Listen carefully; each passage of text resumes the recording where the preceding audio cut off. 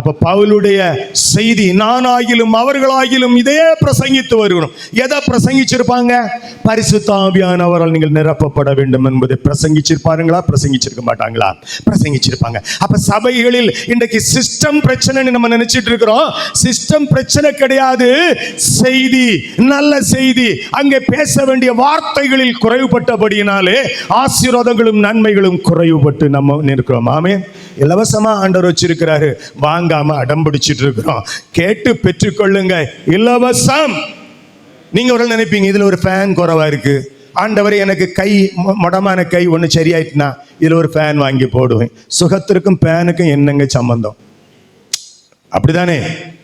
பணம் கொடுத்து ஒரு கை முடத்தை சரியாக்க முடியுமா? ஒரு விரலை சரியாக்க முடியுமா? சம்பந்தம் இல்லாதது மாதிரி எங்கேயோ கேட்ட செய்திகளை வச்சுக்கிட்டு நாம பொருத்தனட்டு எடுத்துட்டு இருப்போம். அப்படிலாம் பொருத்தனை எடுக்காதீங்க. ஆண்டவரே என்னை சுகமாக்கும், நீர் எனக்காக பூமிக்கு வந்தீர், எனக்காக ரத்தத்தை சிந்தின, எனக்காக பாவ மன்னிப்பை வச்சிருக்கிறீர், எனக்காக தெய்வீக சுகத்தை வச்சிருக்கிறீங்க, எனக்கு உரியது தந்தே தீரணும்னு அடம் பிடிச்சிருங்க அவர்கிட்ட. ஹல்லேலூயா.